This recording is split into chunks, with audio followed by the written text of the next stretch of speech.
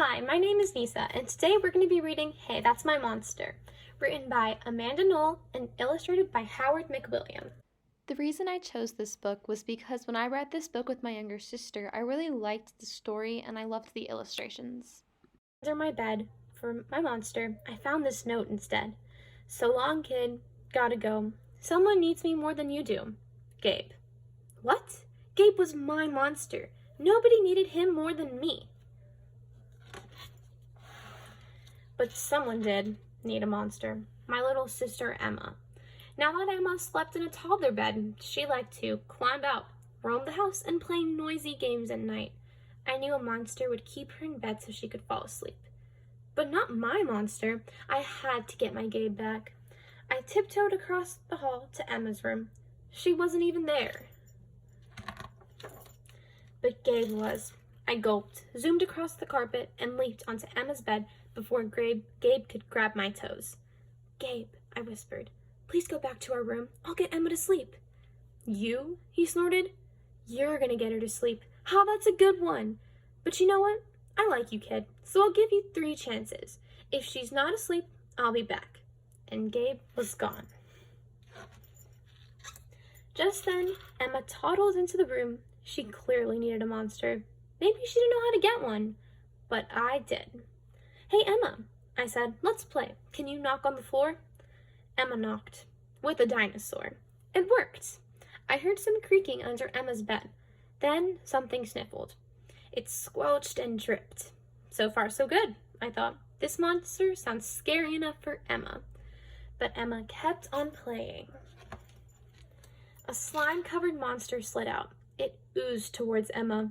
Icky, she laughed, wiping one of the monster's noses. Icky, wipe. Emma wasn't scared at all. Excuse me, I said to the mucus monster. I didn't catch your name. By Dave is Agatha, she said, through stuffed noses. Time for bed, Ebba. Emma giggled and wiped some more. I knew this wouldn't work. Thanks, Agatha. Nice try, but I think we need a monster with claws. Agatha snuffled, and then she was gone. Emma, I coaxed again. Knock, knock.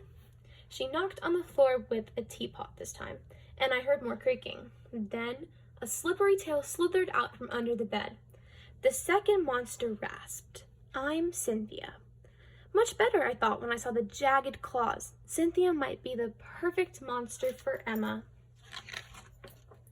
But Emma blinked and said, pretty. Then she decorated Cynthia's tail with bracelets. Ugh, Cynthia snarled, I'm not here to play dress up. I'm here to scare you into bed. Cynthia rattled loudly, but Emma danced to the beat. I'm sorry, Cynthia, I said. This isn't gonna work. Well, I never, she sniffed, and then she was gone. Do you think the next monster will get Emma to sleep? Cynthia, come back, Emma demanded, stomping on the floor. Excellent, I thought maybe that would summon the perfect monster for Emma. Tentacles swarmed from under the bed, and an icy voice called, Whoo! I shrank back in horror, but Emma was enchanted. Who's out of bed? The monster continued, Come to Vladimir. Emma high-fived one of the tentacles, and the third monster emerged. I already had doubts about this one, but he was my last chance. Vladimir, I asked, can you get Emma to sleep? Yes, he hissed, reaching for Emma. I can get her. Emma giggled and hopped over the tentacles like jump ropes. Oh no, I blurted. She's not supposed to be having fun. This will never work. Vlad's tentacles drooped. He slunk under the bed, and he was gone. Sorry, Vlad, I called. Boy, was I sorry. I was about to lose Gabe. Forever. Now Emma was coloring and singing. Blabamir, blah, blah, Cynthia, ya, Agatha, fa, fa. Gabe must have heard her because he was back. That's it, kid, he grunted. You've had your 3 chances. Now it's my turn. Gabe's green ooze sizzled across the floor as he growled. Put the crayon down. Emma peered at my hulking, sharp-clawed monster and said, Fuzzy. Hey, Gabe, I cheered. Emma isn't afraid of you. What? Gabe burst out from under the bed and loomed over Emma. Steam spurted from his ears. Get into bed, Gabe thundered. Emma hopped up, but she kept singing, Fuzzy monster, fuzzy monster. Gabe, I said, Emma's not scared enough to fall asleep. Please, let's go back to our room. No can do, kid, Gabe growled. I may not be the perfect monster for Emma, but I'm the best so far. At least she's in bed now. I gotta stay here. You're on your own. I knew Emma needed Gabe, but he was my monster. How was I ever going to get sleep without him? Just then, we heard a tiny noise. Hick, hick, hick. Emma froze. Gabe and I peered under the bed. Stella, what are you doing here? Gabe asked. Hi, Gabe, Stella said, tugging on her tutu. You forgot your snack. Mama thought you'd be hungry, so she sent this. Who knew? Gabe had a little sister, too. I thought Stella's hiccups were cute, but Emma obviously didn't. Stella sure noticed. She tiptoed closer, hiccuping with every step. From under her covers, Emma squeaked, Shoo! Shoo? Stella repeated. Oh, shoo!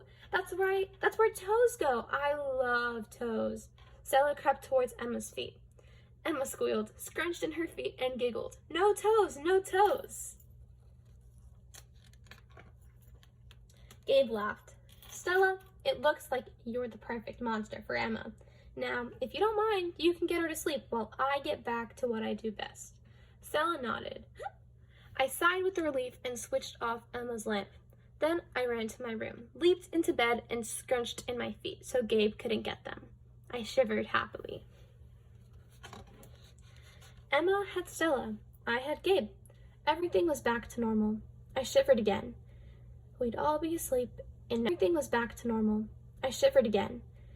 We'd all be asleep in no time. My last question for you is, who is your favorite monster? The end.